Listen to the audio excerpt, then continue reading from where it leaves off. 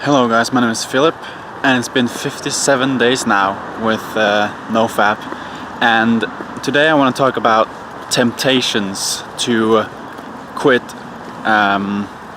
masturbating, the opposite, to quit NoFap. These are temptations that you'll go into all the time. In fact, once you start NoFap, you'll notice that there are more temptations out there to stop doing NoFap than there are temptations to keep doing NoFap. So now, what you really need to do about that is really just try to listen to yourself more than you listen to anyone else. Now this does kind of sound really selfish, but it's actually gonna make you much more happy. Because the thing that is that most people don't really believe in this stuff. Most people will say that, you know, it doesn't help, it's just built on exaggerations and false expectations about benefits and such, and they're gonna say things like that, or they're really just gonna think it's absolutely insane and ridiculous, and they'll just laugh. And I'm even before I started doing NoFap, I've always been a very brutally honest person, so everybody knows that I'm doing this. Everybody knows that I have not been masturbating for almost 2 months, and so I'm the guy that doesn't masturbate. So, you know, people always give me these temptations, because they wanna sort of taunt me, and they wanna make me relapse, because they think that's, you know, funny to make this NoFap cult guy start masturbating again, but they can't do it. They really can't, because I'm not gonna masturbate again. And so, just a little bit of a episode that happened at work today was that, you know, one of my colleagues, he asked, you know, which celebrity would you rather fuck out of everyone? Honestly, I answered Scarlett Johansson. But then she asked, okay, so what porn actress would you rather fuck in the world? And, you know,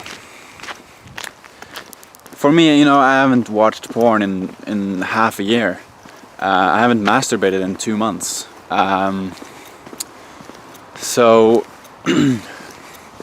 for me that was kind of a weird question, because I don't really think about it anymore. You know, I was completely honest, and then I answered Remy Lacroix, because she's, you know, the one that I used to masturbate to the most. She's absolutely gorgeous.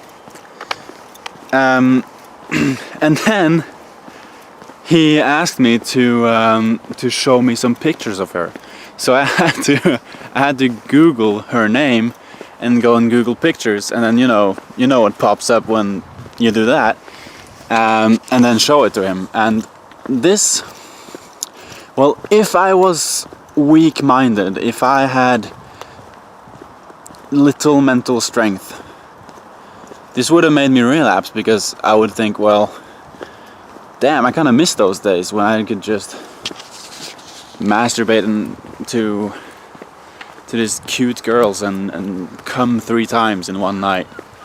I kind of miss those times, you know? That would be what I was thinking, but I didn't think that now, and it's quite liberating actually to say that and just be completely honest and say that, because I am honest, and I just don't miss those times. And the reason I don't miss those times is not because masturbating is not good. It does feel really good, but in the long run it's not a good thing. I feel much better now than I felt back then.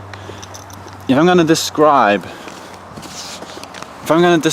how I feel today, I'd say that it feels like I'm constantly on MDMA. And I haven't taken that drug, but I've heard a lot of things about it. And when people describe that that feeling to me, I find myself familiar in the way I feel every single day compared to how I felt before. Everything I do that's comfortable feels much more comfortable. I remember just a few days ago I was in Spain with my colleagues on a sort of kickoff trip with my job, and I was at the beach, and I remember just touching the sand, and it just felt so good. The sand just felt so good, and I remember going in the ocean, swimming in the ocean. That also felt really good. I remember just laying in the sun. It felt really good. Also, after I work out, this sort of feeling of comfort you get after you've been working out or after you've been running, it's intensified now. So everything that feels good feels even better now. And also another thing, when you go to bed with new bed sheets, that's like the best feeling ever right now. So